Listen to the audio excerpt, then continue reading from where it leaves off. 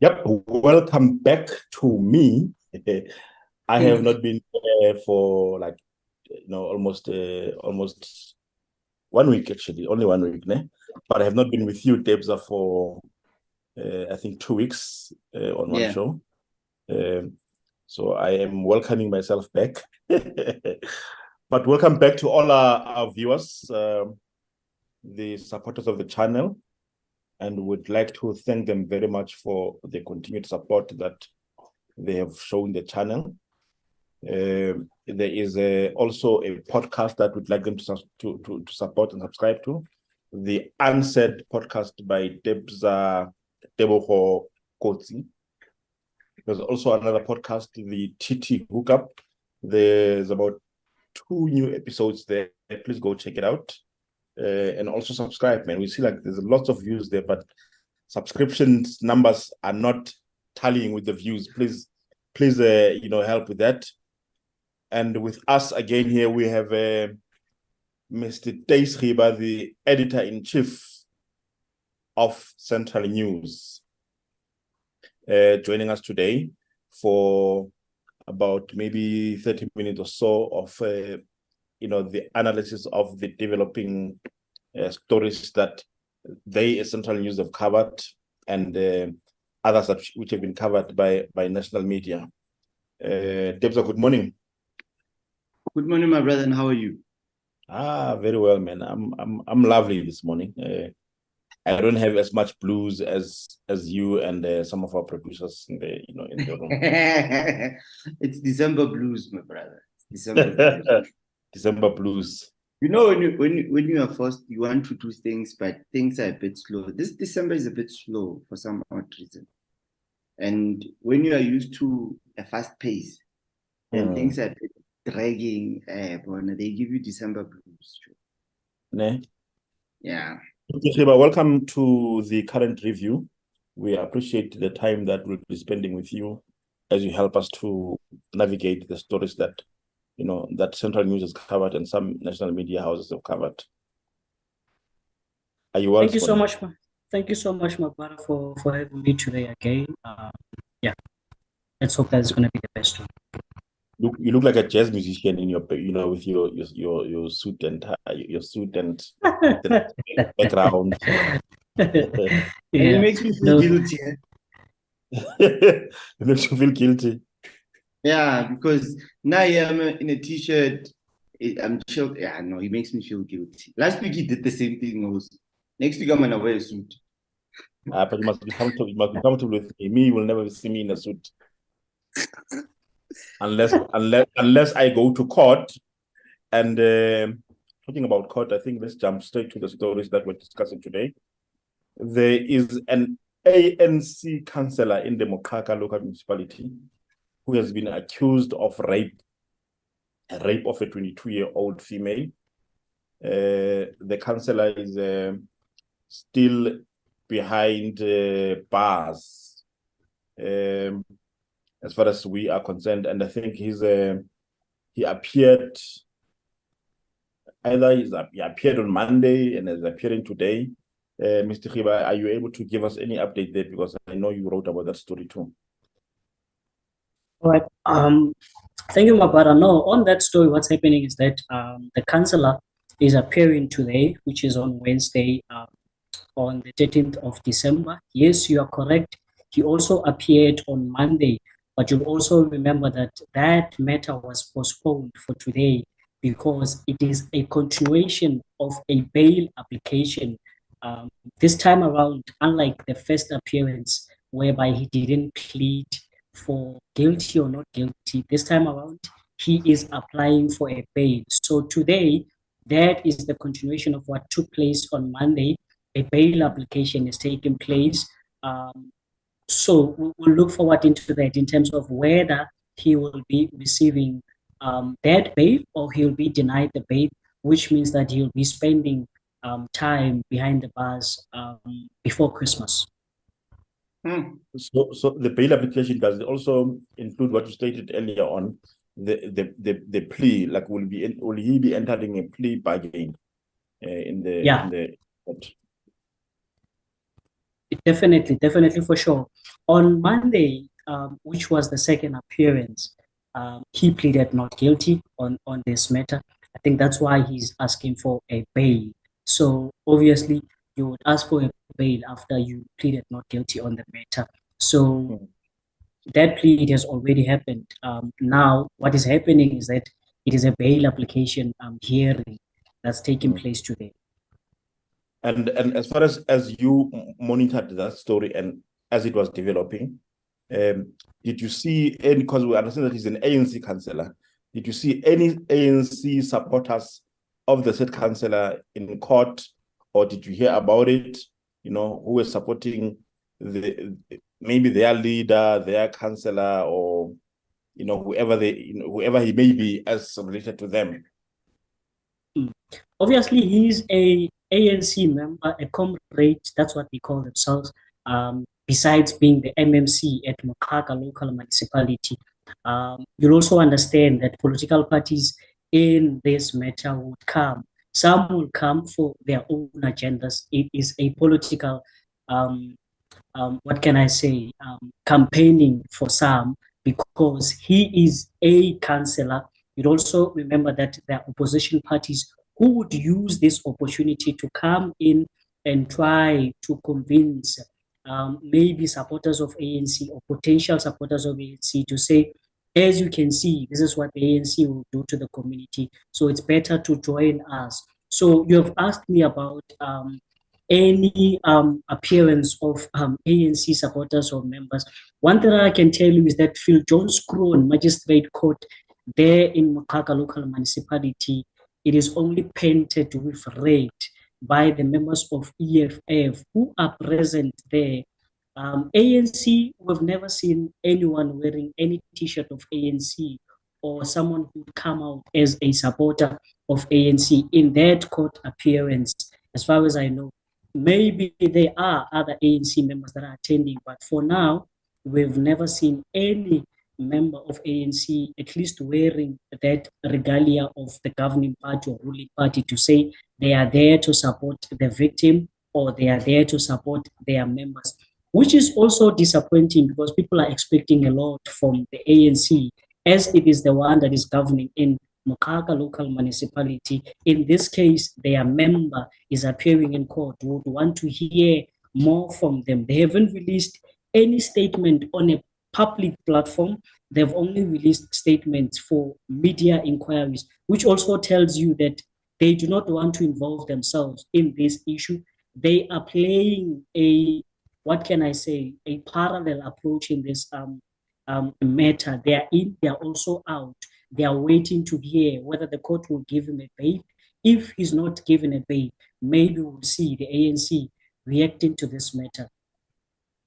That sounds like the maybe the members are taking seriously the caution given to them that they must not be seen to be supporting anybody who has been criminally charged in the colors of the ANC and in their capacity as members of the ANC.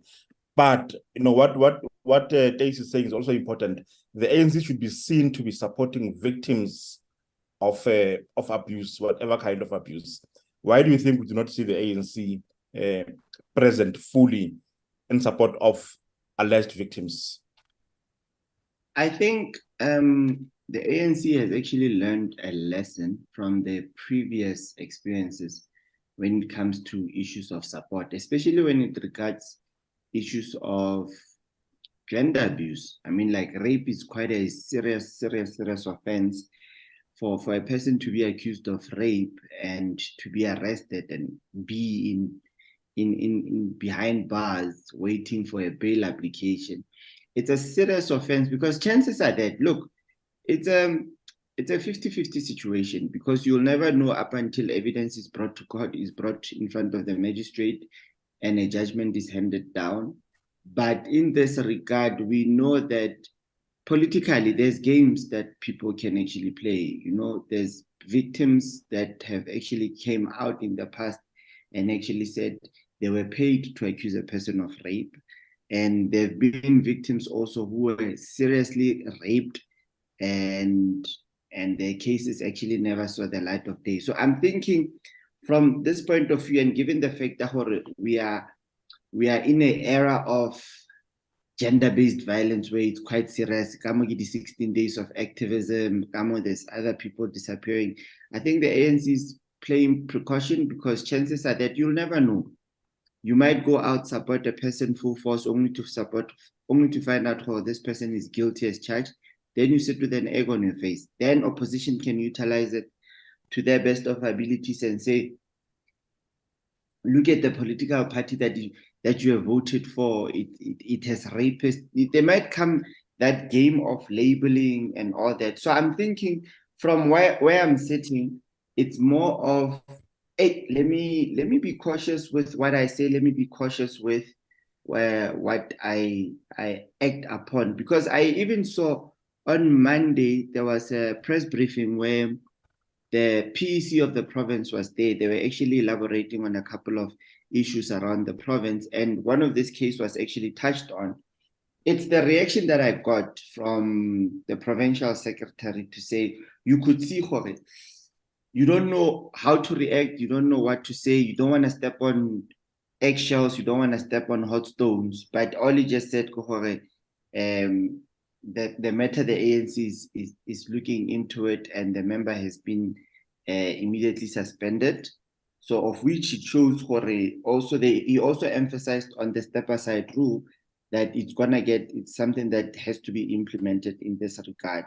But it's also gonna come back to a situation where does he have to step aside based on the fact that he's charged, or does he have to step aside based on the fact that he's gonna, if he's found guilty or if he's found innocent? Because we can only see there's a reason why the courts are delaying in terms of why they don't want to issue out a bail application. I mean, they don't want to grant a bail because of, I think, evidence or something that needs to be brought forward why he should be released. And I think that's the part where the opposition are going to play on it. They are going to ride on it, because this is an ANC member, and they're going to take the opportunity and actually use it as part of their campaigns towards the election. But I don't think... As we conclude on this issue, Mr. Khiba, the same councillor was accused of assault in the previous year, and we're going to an election in the next year. How much of a reputational risk is this particular councillor to the ANC? Yeah, Mr. Thompson, I think you're raising a very important question that also the ANC need to look into. And I think that's why the provincial secretary was saying that he is suspended immediately, because themselves, they know, especially from his vision in Thys Khiba, whereby they had a meeting while he was appearing on court for the first time. They were in Machaka Local Municipality, the leadership of the ANC in the region.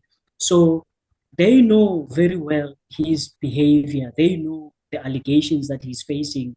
They know his character, or the kind of a person that he is. That's why when you look into this matter this time around, they couldn't go back and forth, but they were immediately preparing themselves to say, if there's a media inquiry on this matter, we do have a media statement as a response. Normally, their media statements, they post them on their Facebook page, but on this matter, it was not posted.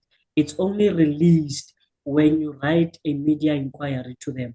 So when you are talking about that reputational damage, even the community of Machaka, for sure, they know his behavior.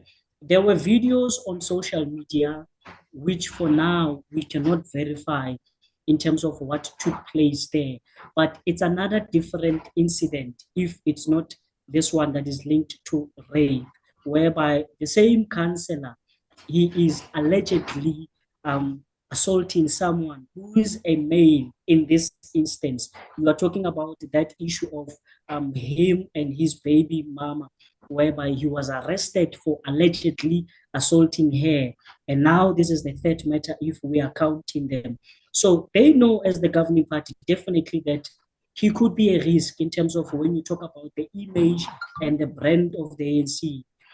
Knowing for the fact that the ANC in Thys Khiba has been struggling You would look at Mwate, there have been issues of water crisis. You go to Machaka, still there were protests of service delivery. Funny enough, it's happening whereby the mayors of these municipalities are the chairperson and the deputy chairperson of the region, which people are expecting much from them. So the councillor is just adding on the mess that has been happening in Thys Khiba, whereby day by day, people are losing confidence in terms of what ANC can bring, because at this moment, they have a lot to do in terms of their image and brand. One of the statements I saw from the ANC in Thys Khiba regarding this was that they would check with the developments in court, and that development would therefore inform their position as a caucus of Machaka. What exactly does that thing mean? I think in this instance, if maybe I have understood them correctly, you would remember that it's still early stages of this matter. So he's not found guilty yet. The matter is not yet on a trial. He's appearing now for the third time, which is a continuation of the second time. Remember, on the first appearance, he did not plead. So But we can't really say, yes, he was already charged, but yes, we can't really say much, because remember, he's still a suspect. It is an alleged incident. So I think that's why they do not want to say anything, because there's a lot of elements that could, or developments that could come out of this story. He might be given a bail today if his lawyer could present their matter in a correct manner. He might be delayed that bail. Then from there, maybe the ANC will react. But normally you would know that if the community and political parties and other NGOs, when they are attending such matters, courts, we have seen that they delay these processes. So we can expect another delay, but is the ANC going to wait for how long? We don't know. But at this point, we know that the matter is still at the early stages. I think that's why the ANC is avoiding to react. No, I'm asking this because it sounds that there's a variance between what the Provincial Executive Committee is saying and what they, as the Regional Executive Committee, are saying, that in terms of his position in the caucus of Machaka, they are still to take a decision which will be informed by the outcomes of the proceedings of the court, whereas the ANC in the province says that he's suspended with immediate effect. Now, that suspension, does it only affect his membership and not necessarily his position in the caucus of the ANC in Machaka?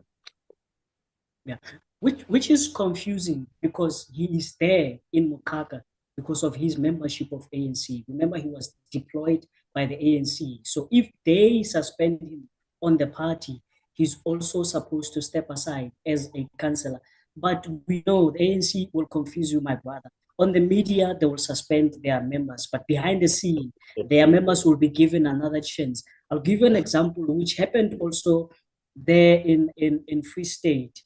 We've seen the provincial, not even the provincial, the general secretary of the ANC, Fikile Mbalula, coming out on the media to say a mayor of Kopano local municipality has been suspended immediately.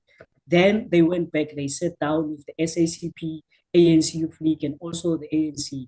One thing that I can tell you now is that that decision of Mr. Mbalula, it's not taken serious, because what they have said is that the aim is not to crush him or destroy him, but is to subject him under processes that will help him in terms of anger management. And that tells you that the same mayor could get his position tomorrow.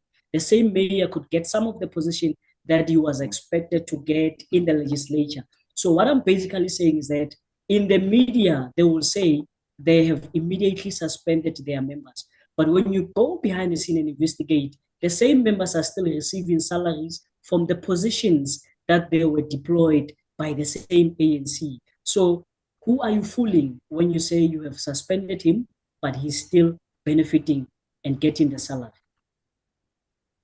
Moving away from unless Debza, you want to conclude on this Ramajoe situation?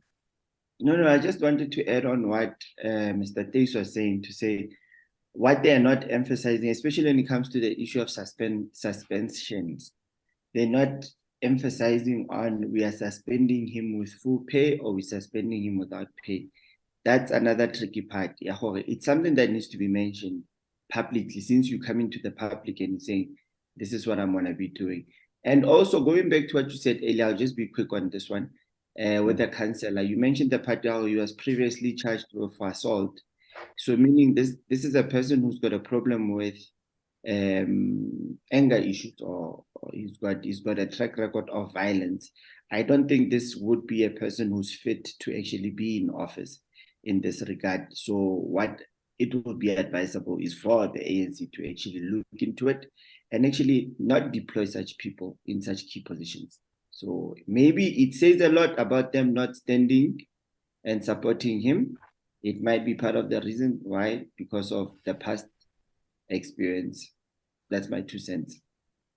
Thank you, gentlemen, for that story. But moving on to others, and unfortunately, not very pleasant ones as we go ahead still. The killing of women in the province of the Free State seems to be something which is taking root. And in the days of the campaign against the abuse of women and children, there's a story of the lady child, actually, Machaka. You said something about it in Central News, Mr. Khiba. Can you tell us more about it? Sure.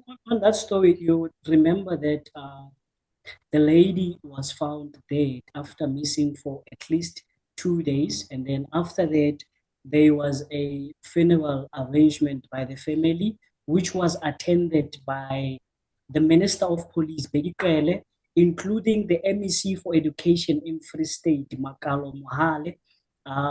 Last week, when we were discussing the matter, one of the things that we were looking into is the fact that why is police visibility lacking on the ground, especially in townships or where majority of Black people are living, because such matters wouldn't have happened if police were there.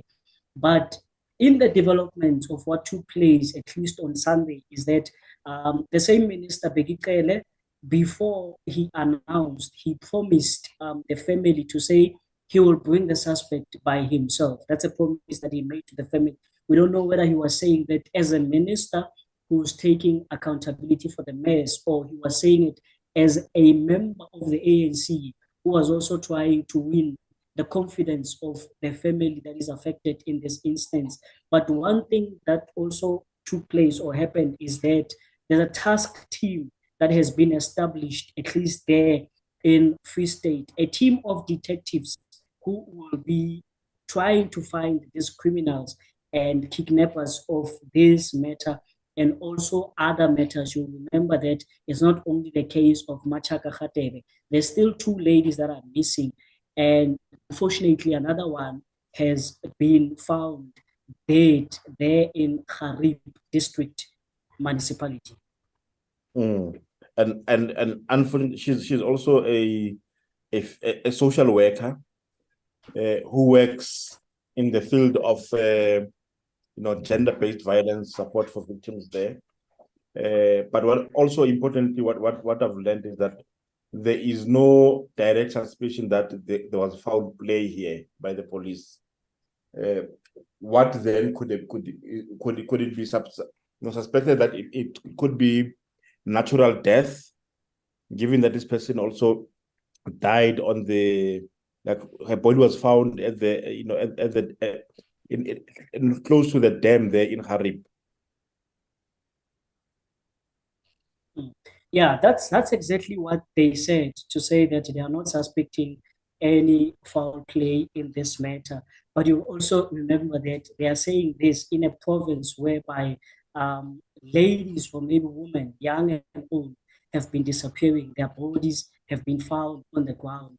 But they have promised and indicated that a postmortem will be done on her body to see what took place here. But what is also interesting, Mr. Tam, is that you mentioned that She was a social worker working on cases of gender-based violence, which is what we are discussing currently. And what happened there is that a day before she disappeared, she went to work, but she didn't go to the office of social development. She went to court and appearing on a matter that is related to gender-based violence. Then from there, nobody knows what happened. The next day, her body was found dead somewhere. And the suspect for it doesn't foul play. I mean, gentlemen, I hear what you guys are saying, and it's said that 3 girls prior to Machaka's passing had disappeared, and they were reported to the police as missing, and nothing much has been done. I hardly saw police notices for people missing circulating. It was mostly family and friends and concerned people sharing stuff on Facebook and other social media platforms. And the saddest thing, it had to take the death of the young girl Machaka for the minister to come through and actually for SAPS to say, no, we are pulling up our socks, we're putting together task teams of detectives to try and find these people. I mean, like, if you have a case of young women disappearing or any other person disappearing, it should be taken quite seriously due to the fact that anything is bound to happen, especially if in the case of Machaka's family, where they did report or somebody called and actually demanded a ransom, or if they don't pay a ransom, they will never get to see their daughter. And look what happened. And the police just acted as it's a missing case and we'll see how we do. I mean, like,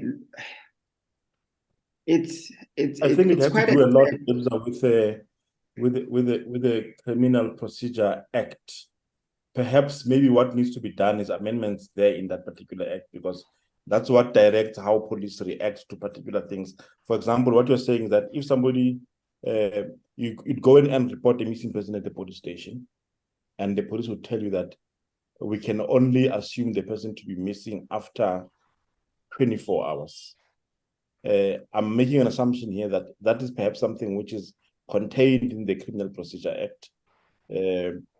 Maybe activists should actually look at that and say that this needs to be amended so that these issues are looked at with more urgency than they have been previously accorded. Mr. Khiba, what do you think about that? I think I'm with you there, Mr. Kamsanga, because also what is key in this instance and what we should also note with sensitivity. We are talking about human beings. We are talking about someone's daughter here. We are talking about someone's mother here who just died in a country, in an area whereby we have police who are supposed to protect us, who are supposed to protect women, especially while we're observing this 60 days of activism, which speaks to the abuse that children and women are facing. So in terms of amending such things, come on, let's apply logic, especially would expect them as leaders of society to also do the same. If you are going to take 24 hours to confirm that, within that 24 hours, what is it that you are doing? And up to this point, you are still sitting with that act. Don't you think maybe by now you should have amended it? Because in our country, gender-based violence, it seems like it's a norm. Now we are discussing probably 3 or 4 stories. When we look into these stories, gender-based violence is there. And to a certain extent, it is done by some of the ANC leaders, or let me say, political leaders that we trust and put our trust on them. Can I jump in? And I'm gonna agree with what Mr. Thys is saying in terms of using common sense. I mean, like, let me just throw this scenario. Okay, let me not sum up the amount. The money disappeared from a couch in a farm in Lephalaphala. And police and intelligence was actually implemented immediately. People were tracked down, they were found in neighboring countries, they were brought in, they were interrogated. Why can't we apply the same thing to young women who are disappearing? You know, it's that simple. Simple logic. That's all I can say. I got you, Debza. So let's call for activism to include the amendment of the act, if it is the act indeed that prevents investigation of such cases of missing people to happen with immediate effect as and when it is reported. And as we move on from that story, the workers of a local municipality in the Free State, Mafube Local Municipality, may have a very boring and painful Christmas and festive season, because they may not necessarily receive their salaries this month, next month, and the month after the next one. Mafube, why do we still have that kind of municipality in the Free State or in the country? Because of simple things. Yeah. We keep it there for status. It's a municipality because of status.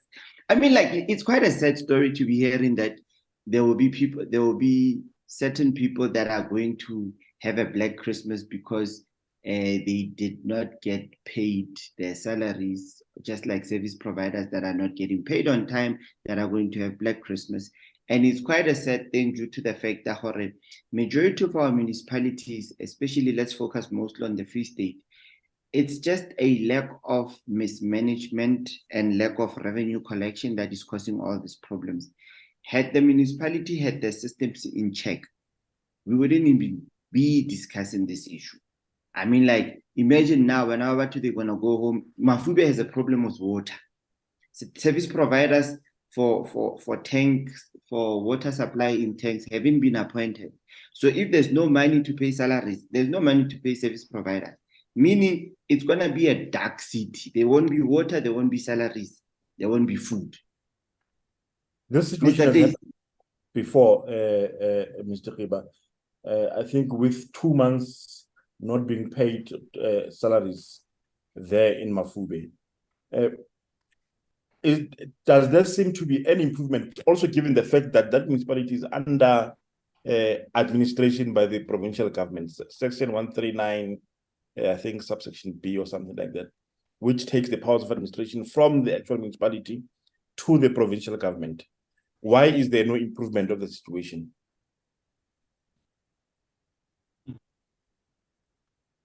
I think, Mr. Thompson, it's a very good question, and that is the same question that I will ask the mayor there, Mr. Mutsweni. Maybe probably ask the municipal manager there to say why you are not improving, because already you are also under administration. That could also tell you that you are in trouble. You should improve and stop running a municipality like a tuck shop or spaza shop. But this is not the first municipality, especially that is governed by the ANC and other parties that are involved there. If their assets are not attached by ESCOM, it's such cases whereby you find the municipality fails to pay their employees.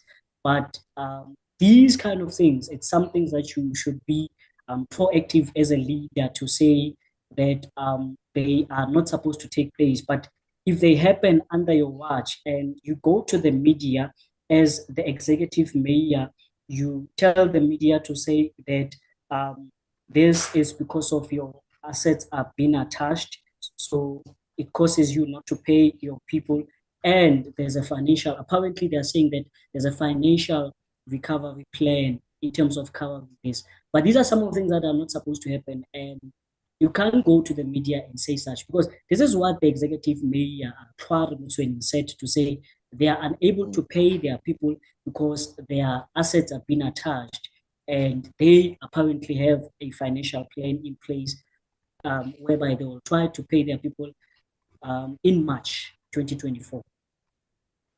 You know, a financial plan of any organization, sorry, Debza, I'm just thinking I think we'll just overanalyze this particular field. I think let's talk about it for a minute, for some time.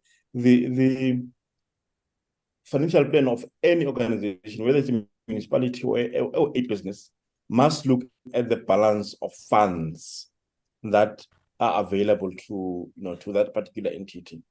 What do you have more? Do you have more liabilities than your assets?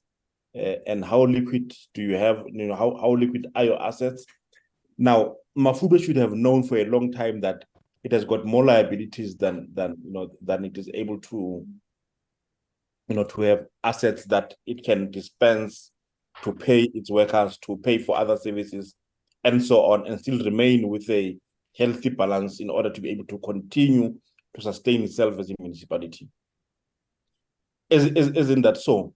But also what I'm thinking, because they have been in this situation for a very long time now, my solution for them, my proposed solution would be this: take the opportunity of the municipal demarcation board process now for the delimitation of wards and municipal boundaries. Dissolve the municipality into other municipalities, where some towns can go into a municipality that can be able to sustain them, rather than to try and keep themselves as a municipality, because they are failing to provide those services. Do you think that can be a workable solution, Debza? It can be a workable solution. It is a good solution from us, the people outside. Yeah, from the layman's perspective. Yeah, but from their point of view, you are taking away somebody's job. And in terms of, I'm going to refer to as the council, the council might feel, now the mayor is about to go, now the CFO is about to go, the municipal manager is about to go. And that might cause a little bit of a rift. I mean, like, remember what happened to Sasol a couple of years back, where people were actually, the community was actually influenced not to get into that kind of a discussion, and a riot broke out. But when you look at it, you spoke about liabilities and assets, and you actually look at a municipality like Mafube to say, okay, what liabilities could they have apart from your ESCOM and your water issues?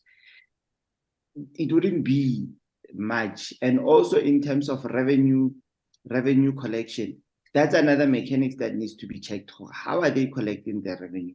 They can just simply say, we are struggling to collect revenue for the municipality. That's why we can't even balance our books. And so that they are given a solution. Because right now, I hear the part, they're under administration, but also the department is not doing much about it, because they've been very quiet. They hear the Titanic is sinking, but they're still letting the ship go. You see? So it's quite sad, at the end of the day, you sit with a situation whereby now people's jobs are going to be put on the line, and people's lives are actually put on the line. And people, imagine, the economy of Mafube is based around farming, is based around, it's farming and public sector, a little bit of private sector there. Now, if you're going to shut down and you're saying the public sector doesn't have funds to actually pay its workers, then we have problems. Meaning the farms that have been operating there, they've been operating on a free basis, due to the fact that nobody's paying electricity, nobody's paying water. They need to also look into terms of how are these farms sourcing out water when there's a water crisis in those things. So in the demarcation, yes, it can work, but it can also cause problems. So if they cannot come up with a solution, then they can go the route of demarcation. I mean, you can lose 10 jobs, it's fine. At least other people will benefit. And Mr. Khiba, given the fact that they are under administration, should it not therefore be the responsibility of the provincial government to see to it that the workers of Mafube are being paid their salaries, because it is them who now have the responsibility of administration in that municipality?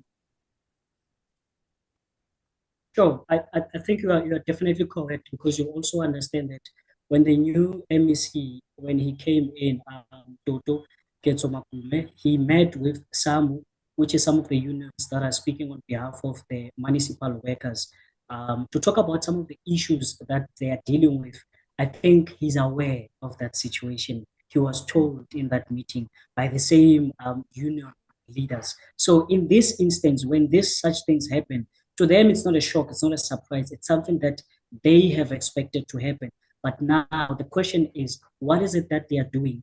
Because since even after this announcement, at least from what I've seen, I haven't seen the Department of Cocta going to that municipality or maybe saying something about that situation, because at least the MEC should stand up. If it takes that, the Premier should also stand up to say, we cannot allow families to go into December, January, whereby they also have to pay school fees. Also face February without salaries, because these are the workers that you expect them to continue working in that municipality. Are they going to render a service that is perfect to the residents? Because remember, they're expected to work in this December, in January, in February, while they're still not getting any salaries. So the Department of Cocta, led by the MEC, Dr. Makume, should at least look into this matter. If maybe they also need just to getting talk to information now that there was a press conference yesterday by Cocta, which Sure. said that they will intervene, only that they did not say how they will intervene. So let's hope that it will be resolved amicably for everybody involved. But the problems will continue to exist for many municipalities, as you've said, Mr. Khiba, that sometimes what leads to these problems in municipalities is lack of proper administration in the system.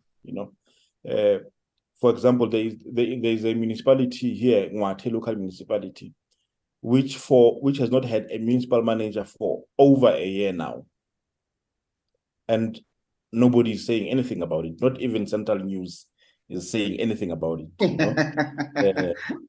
And there has not been a CFO there also for over a year. There are not directors in that municipality.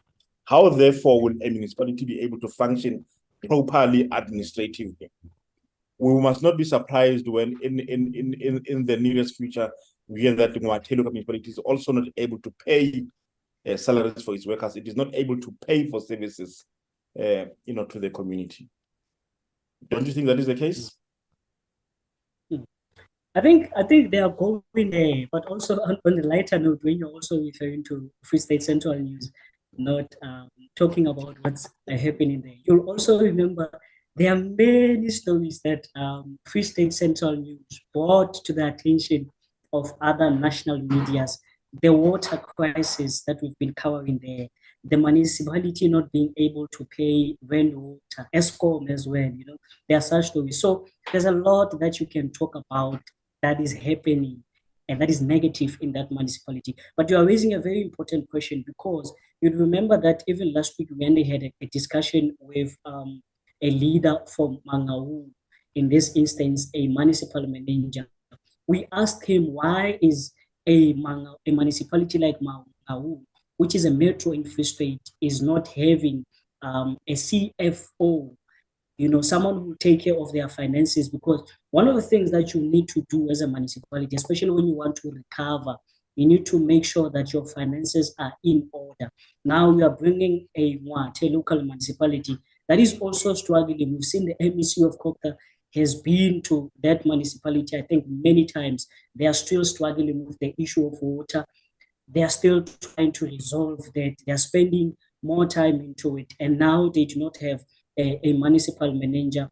As you have correctly said, that we should at least maybe expect that in future they won't be able to pay salaries, because since they have this current executive mayor who's a chairperson of the ANC in the region, there's been protest of service delivery in that area, which some are saying it's a mess that she found in that municipality.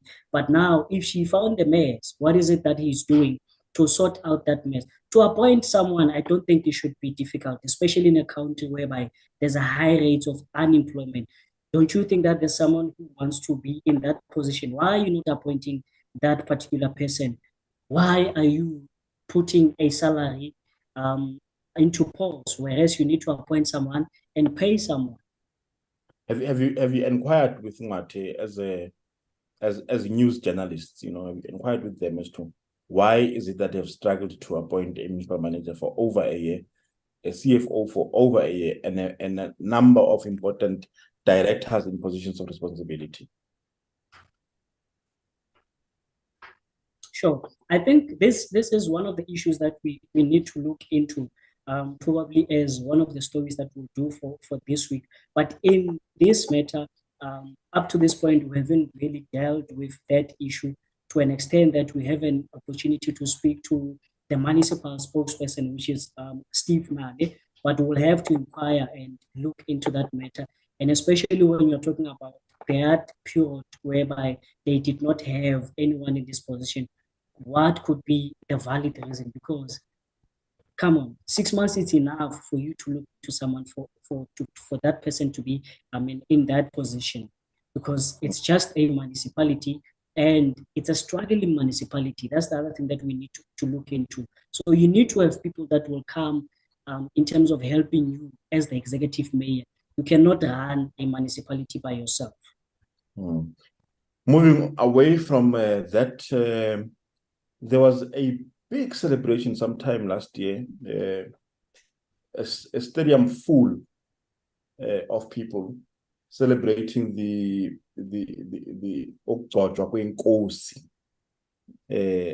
of the Zulu nation, and the president of the country had given recognition officially of the king. Now, the latest is that the court has set aside the recognition of the king by the president of the country. What exactly does that, Mr. Khiba? Like they're only setting aside the recognition of the king, or the king is no longer officially the king? Which is it? Yeah. While we are still studying that judgment, which has been released, I think, this week, one of the things that we picked up from there, as you said, is that a decision that was taken by president has been set aside. Now, we should also understand that there are constitutional decisions or legal decisions that also include a president, but there are also customs of the Zulu nations, which are different from what we are talking about now. Why I'm saying this, because you also remember that after that a judgment has been released or announced, the king also reacted via his spokesperson there in the royal house to say that he is still the king in terms of the customs. He is still the one who is sitting on the throne, because you also understand to say they have said that they are studying the judgment, maybe they will appeal. But I think in terms of the customs, he's still the key. Okay, but I have a question. I have to ask. Why would the president want to set aside something like that? I need to understand that part. No, it's not the president. It's the Pretoria High Court that has set aside a decision that was taken by president. That decision that was taken by president recognized the current king as the king of the Zulu nation. So, because the matter, you'd remember, that was still in court because of Prince Smagate, which is a brother of the king, who also believed that he's supposed to be the king. So this was a matter that was still in court. It's only now that the ruling has been made by the High Court in Gauteng to say that the decision by the president to recognize the current king as a king of the Zulu nation, it's invalid.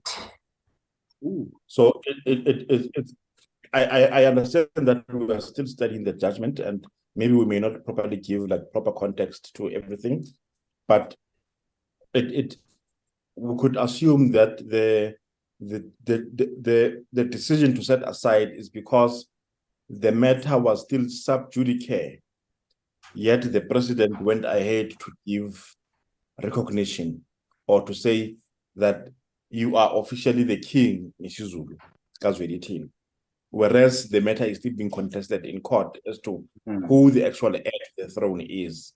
Is that close to correction, Mr. Thys? That is correct what you are saying, because also remember when the president was taking this decision, he was also advised by Nkulu in terms of how he should approach this matter. If you also look into those allegations, because for now we can treat as allegations, is that Nkulu advised President Cyril Ramaphosa not to recognize the key, at least by then when he was advising him. But with that advice, President Ramaphosa Mkhunu at the time decided, was the Minister of Culture and Traditional Affairs or something. Why was he advising the president? I think it's not necessarily the minister, but it was someone who's also involved in the process, customs of the Zulu nations in terms of how these things are done, in terms of advising him. But I will check it for you now just to confirm. I'll come back to you and then confirm it. So in this regard, then I would actually say from my observation and understanding that the president went and he recognized the king while we're still waiting for the court judgment, and he actually jumped the gun. And I would actually believe he did that with regards to political pressure. I mean, like we are going in, they were actually contesting not to lose KZN at some point, and also for future voting periods, you still need KZN. It's got the biggest numbers. So I'm thinking for him to jump the gun like that, it was more of, let me rather keep the situation calm and try and manage it, but not seeing the damage that I'm actually causing, of which might come back and bite you one day. Audio. No. I think you are right, Debza. You are absolutely correct. I think all assumptions are correct at the moment. There was consideration definitely of the numbers that KZN will bring. The numbers game, gents. Yeah, it's like with that young man, Meiji, when he says, "It's all about the numbers."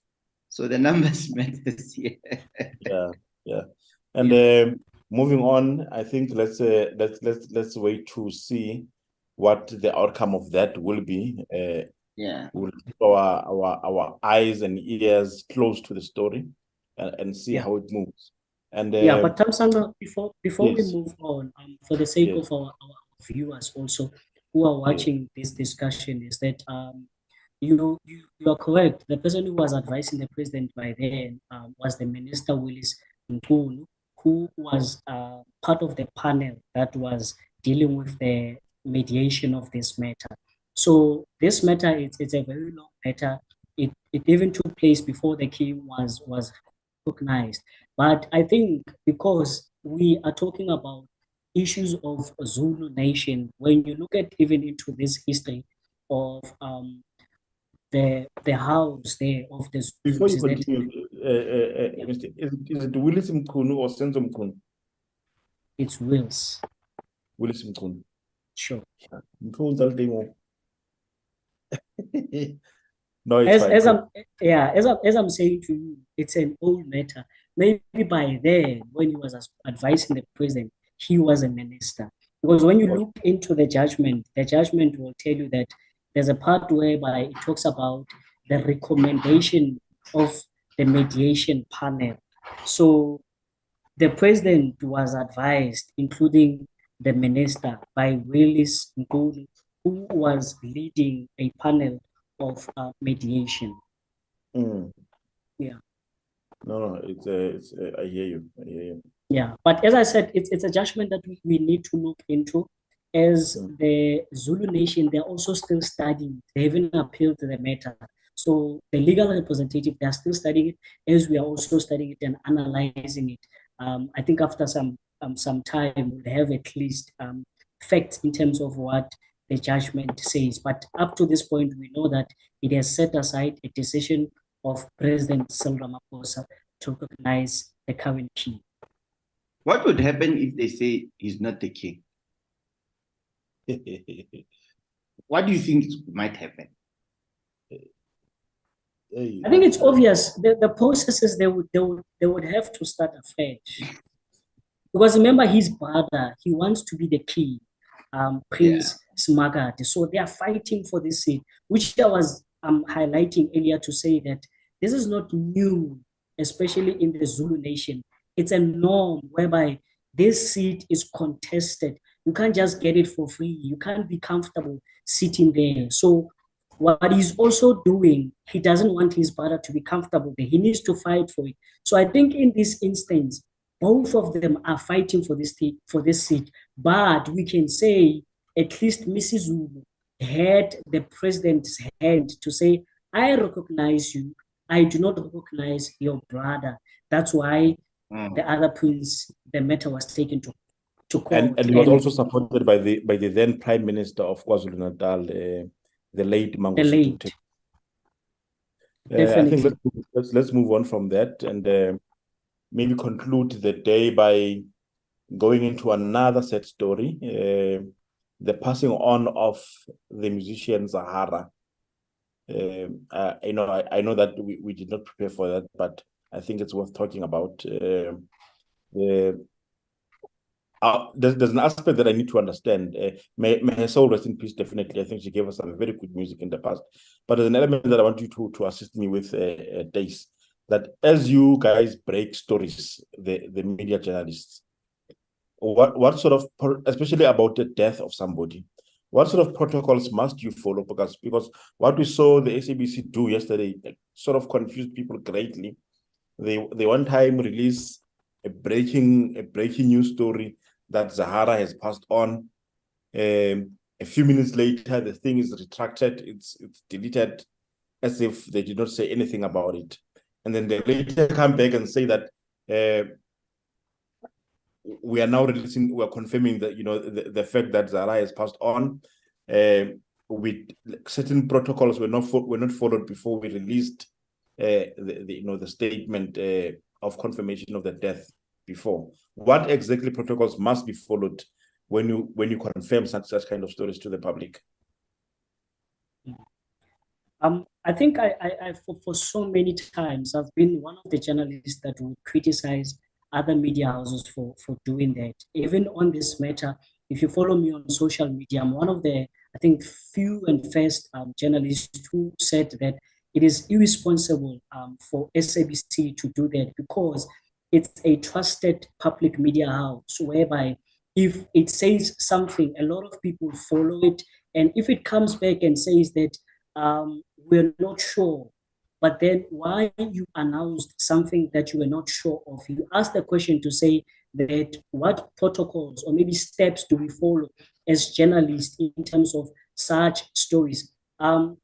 One of the things that we need to look into, as much as we would want to break news in terms of numbers, because our business is all about numbers, it's all about who gets the story first. But we need to be sensitive in terms of we should wait for the family to be told about such events. But in this instance, you might find, I assume, that the SABC got the information before the family, they were told about this information. And they went on to announce on their Twitter page, but later removed it, which is insensitive because of it's done also by a trusted media house like SABC.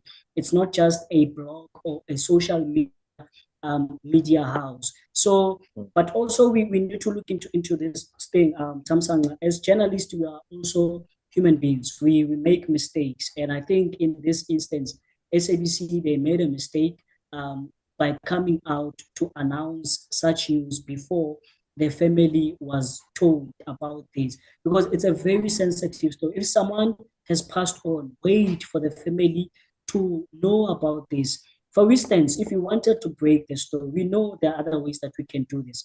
Do not release the names of the person who have passed away, but at least you could have said that a musician, or maybe mention a category in terms of the genre that this woman was found in. You'd remember when Juju was arrested, or he presented himself to court, we did not announce the name, but it was a breaking story. We only said that a South African hip-hop musician and a presenter has been arrested and is accused of rape. Why in this instance you didn't do the same, to say that a South African musician has passed on?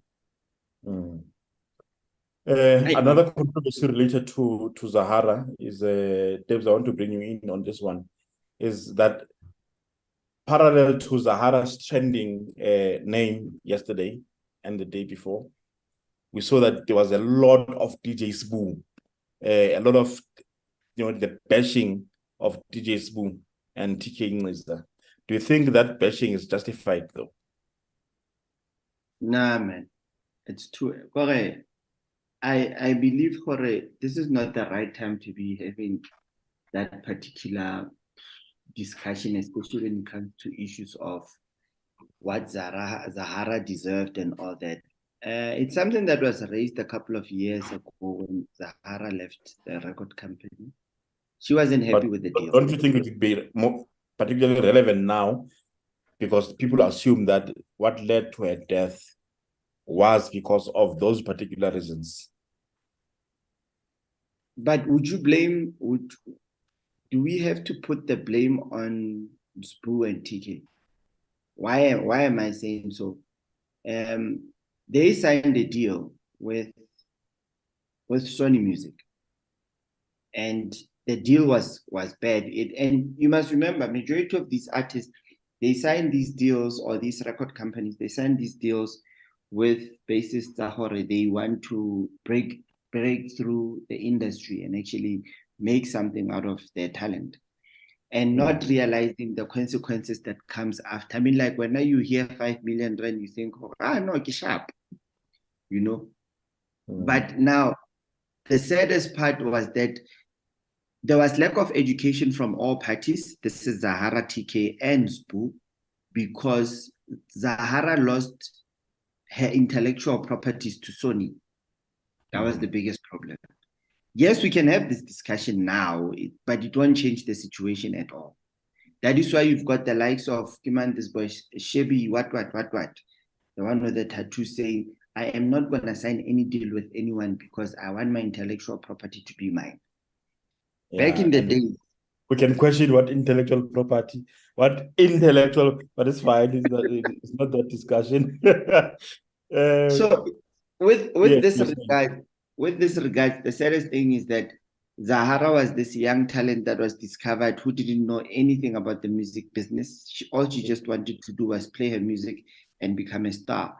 And unfortunately, because of the lack of understanding from her, that's how she ended up in that situation. And now with Bosbu also, they saw an opportunity for themselves and they strike this deal.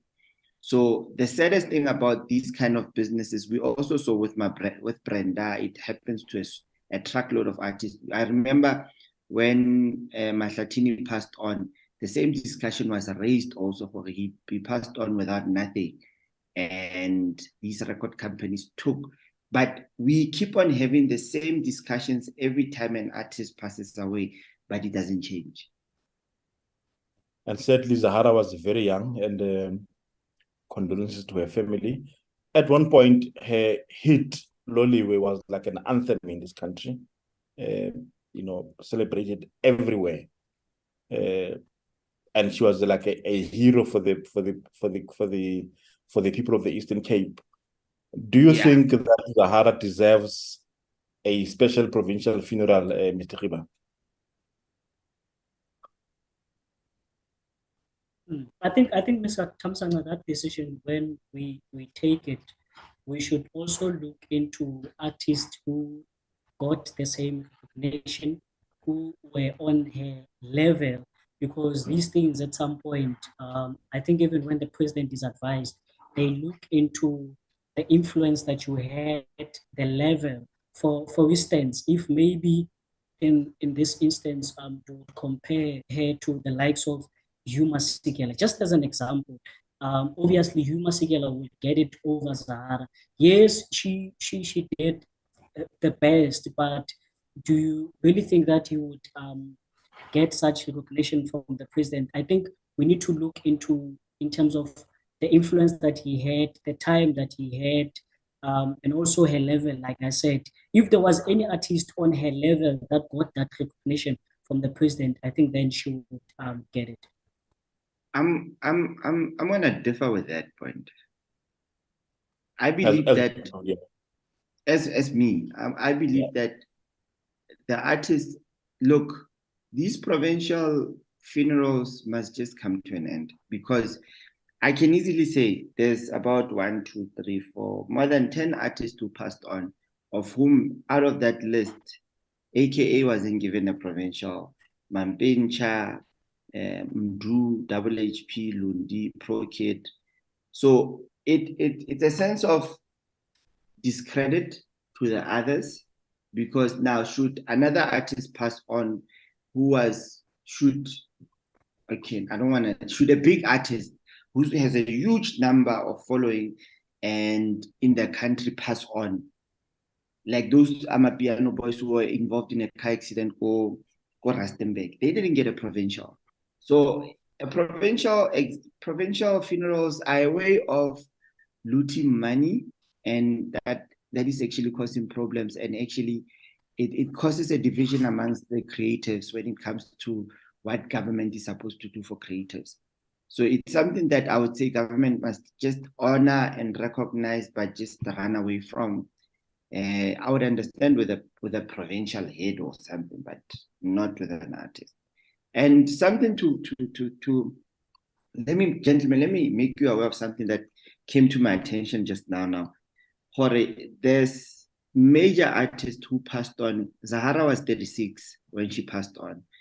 And the following artist also passed on at the age of 36, aka Marimba 5, Mampincha, DJ Somebody, Ricky Rick, Mendoza, Double HP, Lundi, and Pro Kid. All of them were 36. Now, we need to start asking ourselves questions to say, and all these artists that I just mentioned are big hits, signed to major record labels. It's another discussion that we need to have. We shall have, definitely. Right now, we say thank you to Mr. Khiba for your indulgence. We really appreciate it. Debza, let's meet again in the next 10 minutes, me and you. For now, we're out. Peace.